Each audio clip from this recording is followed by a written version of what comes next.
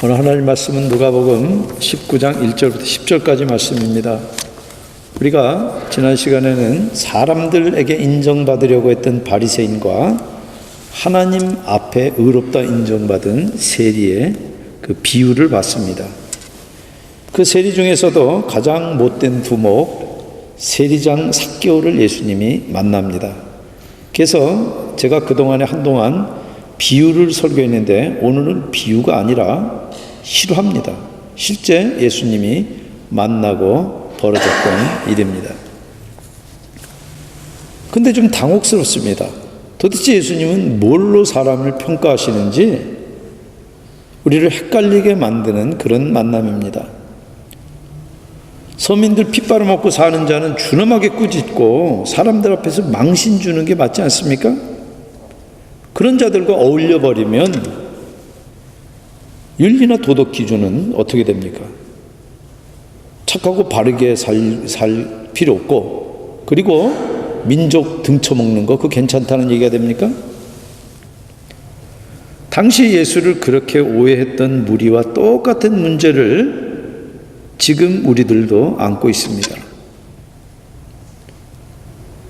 그래서 저한테 많은 도전을 하는 내용 가운데 구원도 하기 나름이라고 그래야지, 그래야지 반듯하게 살고 좀 헌신할 거 아닙니까? 그러는 도전이 있습니다. 그런데 예수님은 벼룩같이 살아온 이 죄인을 덜렁 구원해버립니다. 그러면 예수님에게 도덕이나 윤리는 어디로 갔습니까? 하나님 말씀 누가복음 19장 1절부터 10절까지 한 절씩 제가 홀수절절한테 짝수절 교도하시겠습니다. 예수께서 여리고로 들어가 지나가시더라.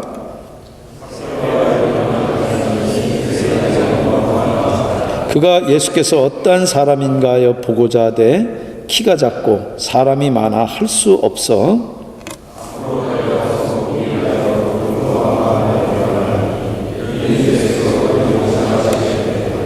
예수께서 그곳에 이르사 쳐다보시고 이르시되 삭개오야 속히 내려오라. 내가 오늘 네 집에 유하여야 하겠다 하시니 무사람이 보고 수근거려 이르되 저가 죄인의 집에 유하러 들어갔도다 하더라.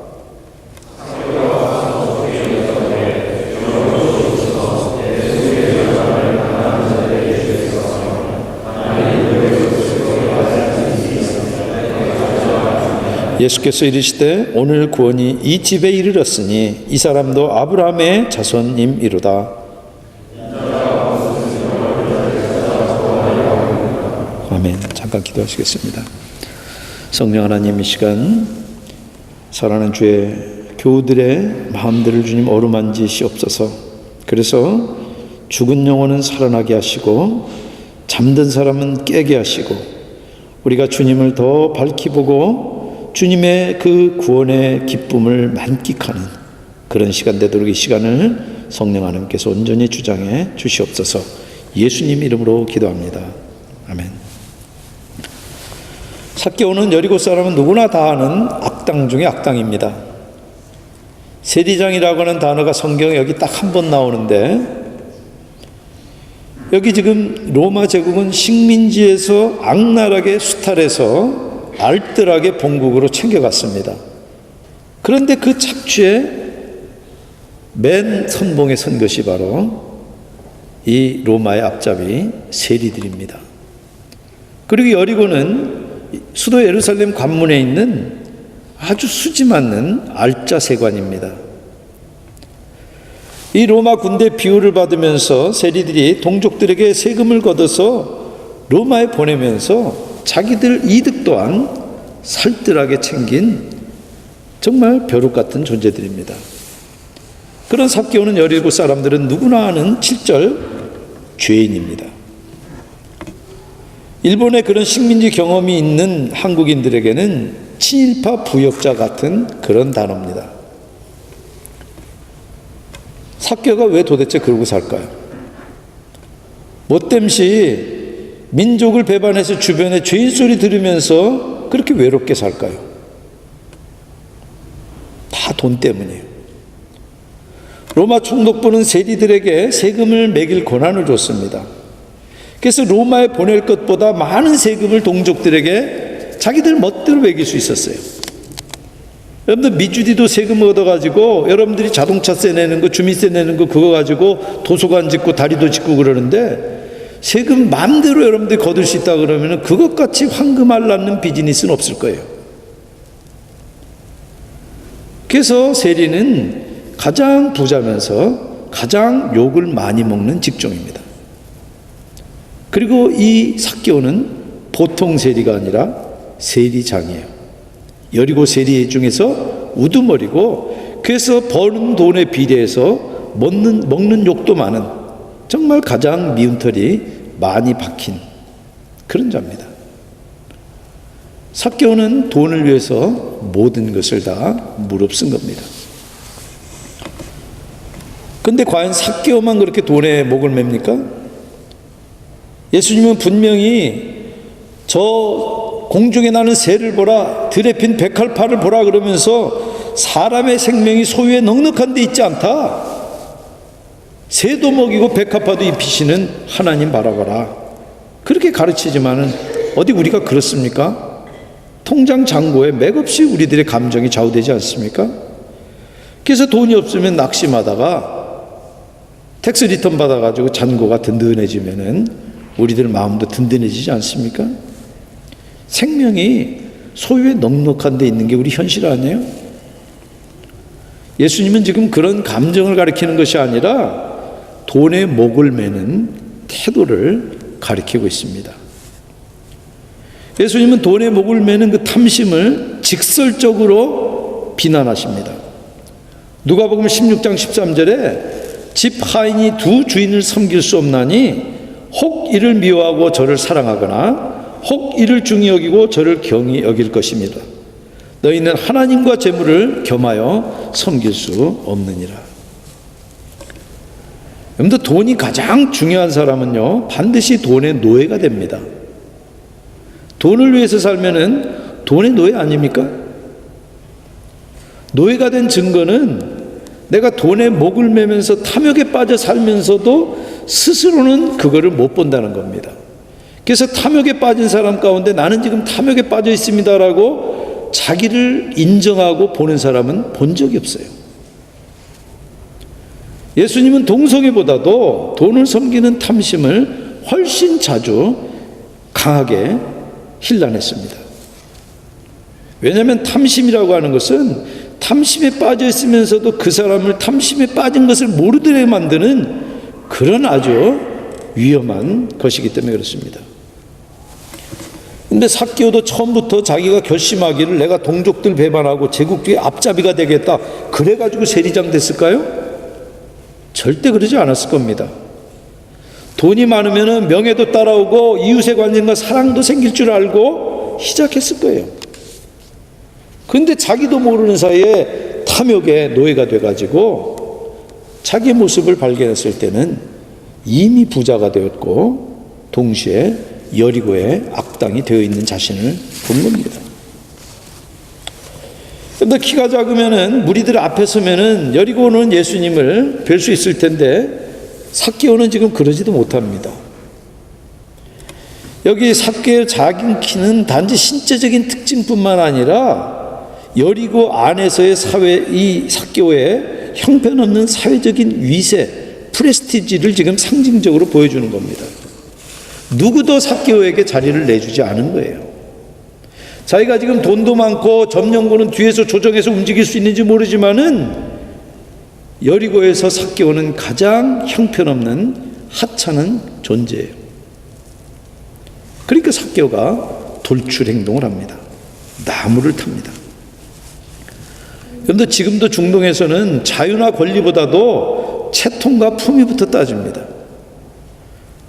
그런데 성인 남성이 나무를 탄다는 것은 채통은 고사하고 조롱거리가 될 일이에요.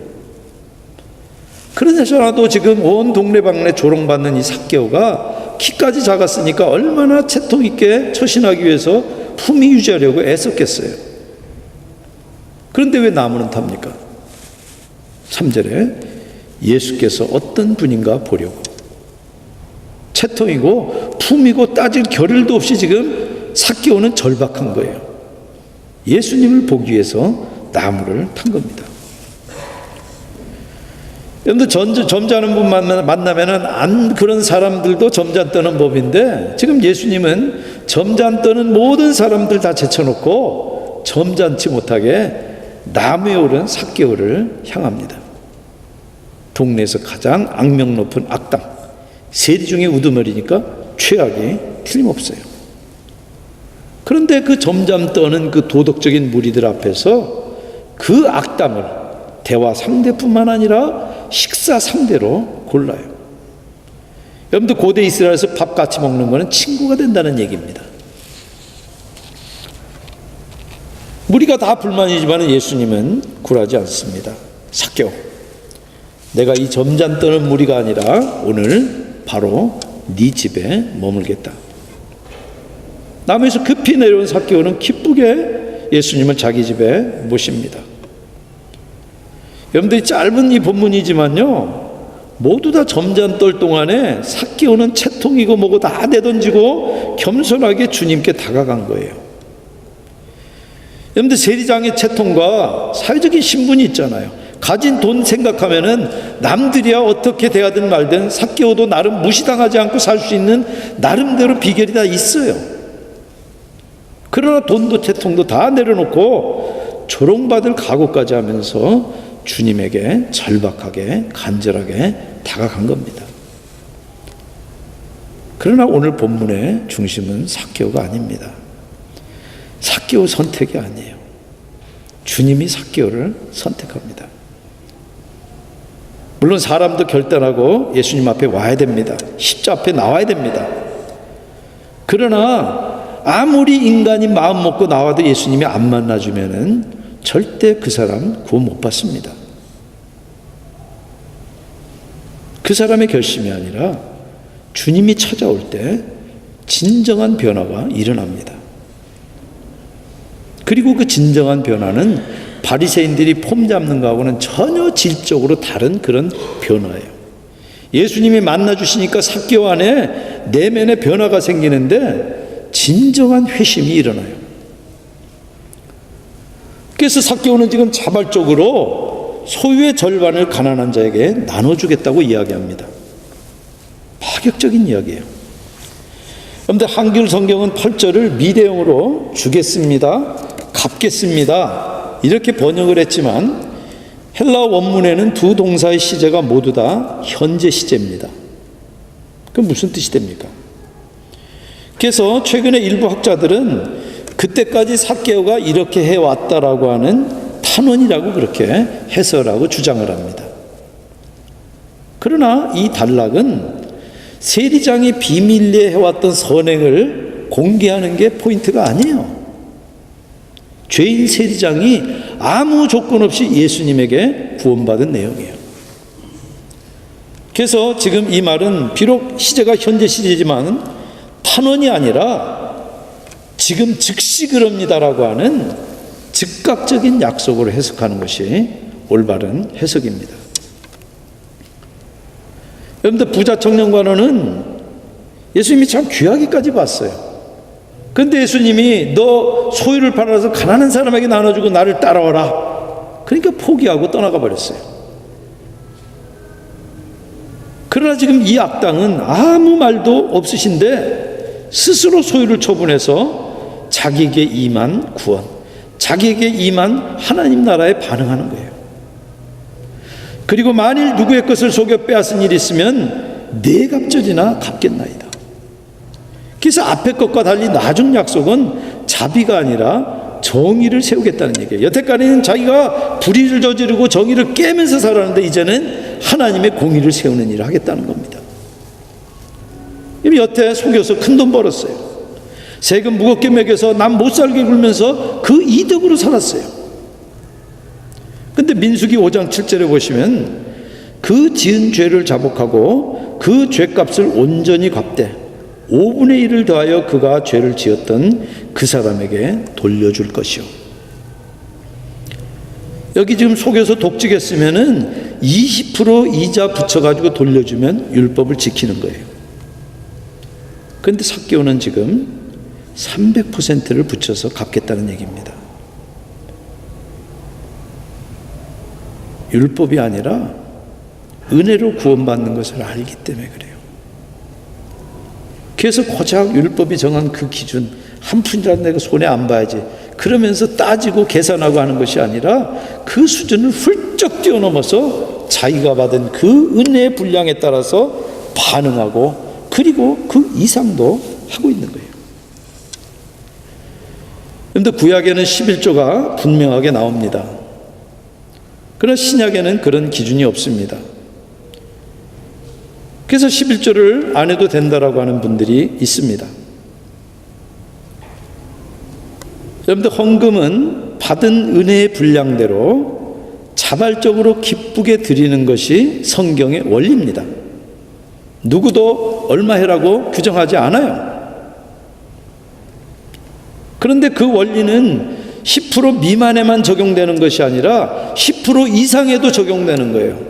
내가 받은 은혜가 크면은 삭개오처럼 지금 300%도 할 수 있다는 거예요. 그래서 10%는 최소한을 이야기하는 것이지 그게 최대한의 한계가 아니라는 것입니다. 삭개오의 그런 반응을 접한 예수님이 9절에 오늘 구원이 이 집에 이르렀다. 근데 여러분 잘 생각해 보세요. 삭개오가 지금 한 얘기는 현찰입니까? 약속금입니까? 아직 그거 안 한 거예요. 그러니까 그건 너 어디까지나 약속이니까 네가 그렇게 하면 그러면 그 조건으로 너 보니까 대단하다. 내가 구원하겠다. 예수님이 지금 그렇게 얘기합니까? 아니요. 구원 받았다고 이미 선포해버려요. 여러분들, 예수님이 이 땅에 오셔서 하나님 나라가 이 땅에 섰어요. 그런데 스스로 거룩하다고 여기는 자들은 자기들 기준에 못 미치는 대상은 구원에서 빼는 경향이 있어요. 그렇다면 예수님도 그냥 막 구원해 줄 것이 아니라 하는 것 봐서 또 삶이 변하고 그러면 그때 내가 구원할까? 성경이 그렇게 이야기합니까, 예수님이? 여러분들, 변화된 삶은 구원의 결과지 절대 조건이 아닙니다. 그래서 사람들이 예수님을 비난하는 이유가 그거예요. 윤리와 도덕을 깬다는 거예요. 예수님은 윤리와 도덕 아래 있는 분이 아니라 예수님은 윤리와 도덕을 세우시는 분이에요. 윤리를 뛰어넘는 분이에요.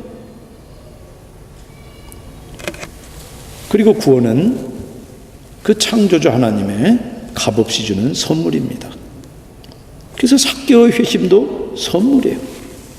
만약에 도덕규 좀 지키면서 착하게 바르게 살아야지 구원받는다 그러면 삭개오 질문이 바뀌어야 돼요. 삭개오가 예수님에게 이야기하는 게 얼마 드리면 될까요? 여기 지금 민수기에는 20% 더해라고 그랬는데 몇 퍼센트 하면 되겠습니까? 아마 거래 틀려고 딜했을 거예요. 그러나 이미 받은 은혜에 대한 반응이기 때문에 내가 얼마를 드릴까? 자기 나름대로 받은 은혜의 크기대로 반응한 거예요. 그런데 삭개오는 부자였지만 자기의 영적인 파산 상태를 누구보다도 잘 압니다. 그 파산된 영혼에 예수님이 한없는 은혜로 풍요롭게 부어주시니까 동족의 피를 빨고 살고 가난한 자의 등을 치던 그 사람이 자선가가 돼요. 정의를 깨던 사람이 정의를 세우는 자가 돼요. 그래서 주변을 희생시켜서 돈을 쌓던 삭개오가 자기 돈을 풀어서 주변을 살립니다. 왜 그럽니까? 팀 켈러는 오늘 이 본문을 가지고 그간의 삭개오의 마음의 주인 자리에 앉아있던 그 돈의 자리에 예수님이 차지하셨기 때문이라고 그렇게 해석을 해요. 그래서 그 주인의 자리에서 내려온 돈이 원래 제자리를 찾아간 거예요. 그래서 돈은 단지 돈으로 좋은 일을 해서 쓰이고 사람들의 도구인 그 자리로 되찾아간 거예요. 여러분들, 요한 웨슬리가 주머니가 회개하지 않은 사람은 아직 회개한 게 아니다. 하나님의 은혜는 돈에 대한 삭개오 태도를 이렇게 근본적으로 바꾼 겁니다. 자기 마음의 주인 자리에 있던 그 돈이 내려와서 그 자리를 예수님께서 차지하게 하는 거예요. 진정한 회심이라고 하는 것은 우리 마음의 자리에 예수님이 앉는 거예요. 그리고 내가 나를 행복하게 하고 나를 기쁘게 할 그것으로 내가 믿고 따르고 의지했던 그것들을 원래 자리에 되돌려 놓는 거예요. 그런데 그간에 삭개오가 돈에 집착했던 것은 돈만이 자기 삶과 세상 그리고 미래를 통제할 수단이라고 여겼기 때문이에요. 그래서 삭개오도 나름 그 통제 수단인 돈을 쫓아서 치열하게 살았을 거예요. 여러분들 교활한 로마인들이 세리장 아무나 세웠을 것 같으세요? 아니에요. 나름대로 세금 걷는데 수완들을 발휘하고 그 분야에서 전문성도 있고 성실하고 남들보다 능력이 있으니까 그 자리까지 올라갔을 거예요. 그러나 능력을 인정받고 돈이 쌓일수록, 그래서 여기저기 자기 이름이 걸릴수록 자유롭고 가치 있는 사람이 되기보다 돈의 노예가 된 무가치하고 주변으로부터 소외당한 그런 부끄러운 이름의 자기를 본 겁니다. 그런데 사실 여기 있는 모든 분들이 그런 갈망이 있습니다. 다만 긴급한 일의 횡포에 늘 그 갈망이 밀리는 게 문제예요. 자기 분야의 능력을 발휘해야 되고 현직에 있을 때 부지런히 돈 벌어야 되잖아요. 자녀 교육을 해서 하루에도 몇 번씩 라이드하는 걸로도 하루는 훌쩍 지나가요. 그러나 그렇게 일상에 매여버리면 그 너머를 추구할 수 없습니다. 영혼의 갈망을 채울 수 없어요. 그런데 그 갈망은 더 이상 세금 더 걷어서 재산 불리고 자기 이름 내는 일로 절대 채울 수 없어요. 예수님 만나는 것 밖에는 그 채울 수가 없어요. 파스칼이 이야기한 것처럼 인간들이 하나님을 떠나면서 생긴 그 마음의 빈 공간은 하나님이 채워주시기 전에는 절대 채울 수 없는 거예요. 근데 그 말이 교회 잘 나와야 된다는 얘기 아닙니다. 교회 나와도 여전히 그 빈 공간에 딴 것들이 차지한 사람들이 너무 많습니다. 근데 정작 중요한 일은 늘 당장 하지 않아도 되는 일이에요. 그래서 늘 긴급한 일에 치여요. 그러나 지금 이 삭개오는 그 우선순위에 따라서 결사적으로 예수님에게 매달린 겁니다.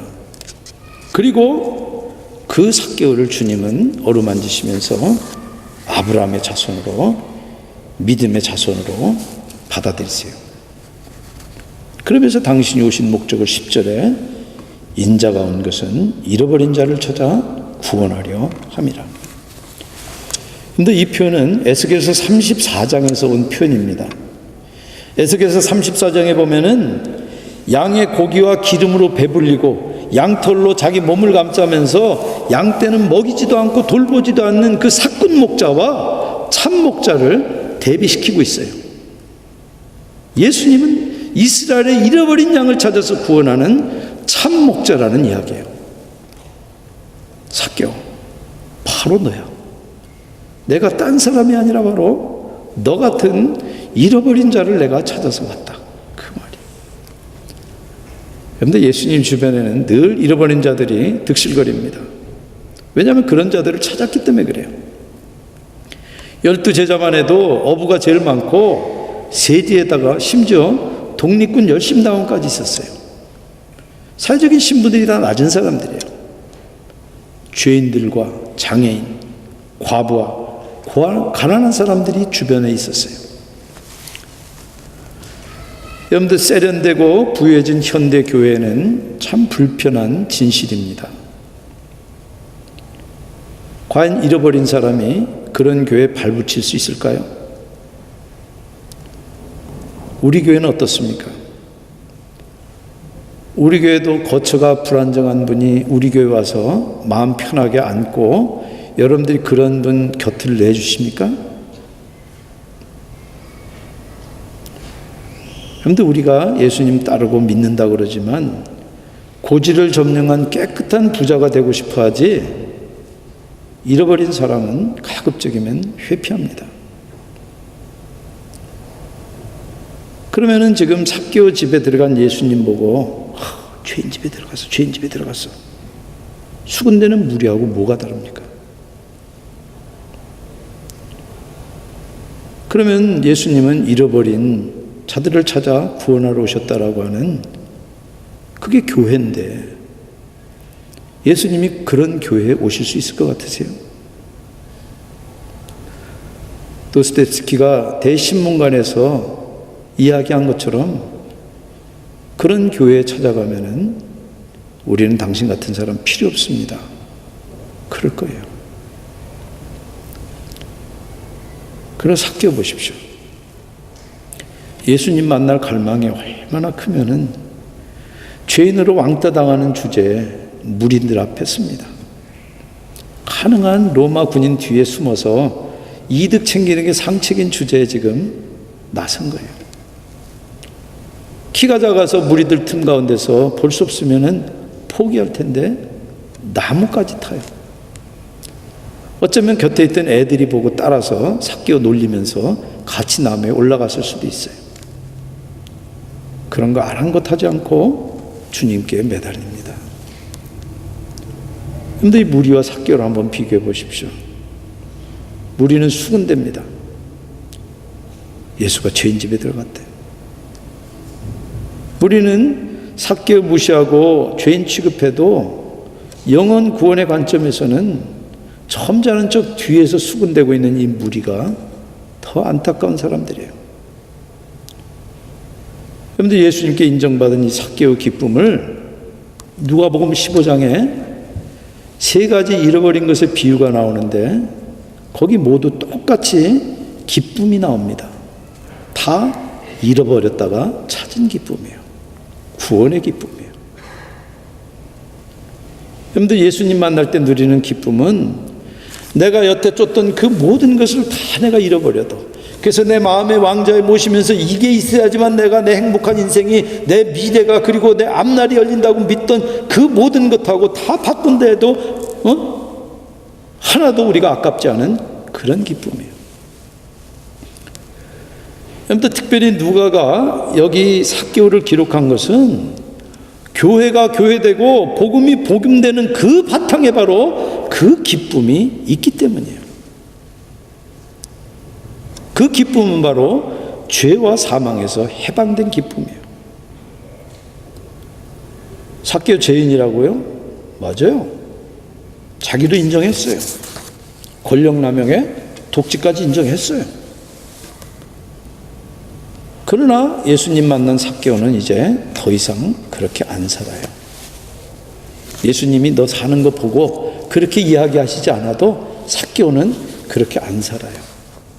더 이상 세리장으로 능력 발휘하면서 살 이유가 없어졌어요. 그러니까 전에 하던 방식대로 못할 테니까 불편할 거예요. 어쩌면은 해직당할 수도 있고 어쩌면 스스로 퇴직할 수도 있고 그 자리 남아있으면서도 상당히 불편할 거예요. 그러나 세상 그 무엇과도 비교할 수 없는 진정한 자유와 해방을 맛보면서 살 거예요. 그런데 마약에 중독된 사람이 그 마약의 중독으로부터 벗어났을 때 느끼는 그 해방감과 그 자유예요.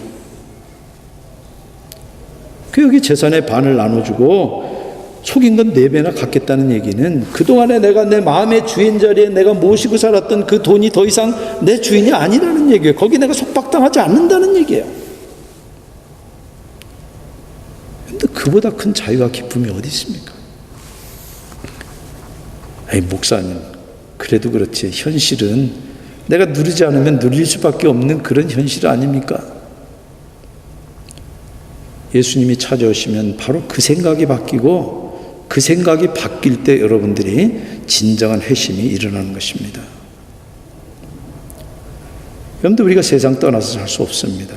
그러나 우리가 진정 예수 그리스도를 마음의 왕좌에 모시면은 그 어디도 우리는 속박당하지 않습니다. 그리고 돈과 탐욕에 더 이상 속박당하지 않는 그런 세상을 만들기 위해서 함께 힘써 나갈 거예요. 예수 믿는다는 사람들이 기득권 지키고 그리고 사회에 소외된 사람들을 억누르고 가고 그런 짓에 앞장설 일은 절대 없다는 것입니다. 사랑하는 여러분, 지금 여기서 그 기쁨을 맛보고 계십니까? 남 깎아내리는 것으로 자기를 더 낮게 보이려고 수군대는 무리가 있고, 자기가 거기 지금 깎여지지만은 잃어버린 자들을 찾아와서 구원하시는 그 예수님을 만나서 기뻐하는 사람이 여기 둘이 대조되고 있어요. 여러분, 과연 삭개옵니까? 무리 중에 하나입니까? 둘이 예수님 만나서 기뻐 춤추며 뛰는 그런 삭개오들이 다 되시기를 주님의 이름으로 축원드립니다. 같이 기도하시겠습니다.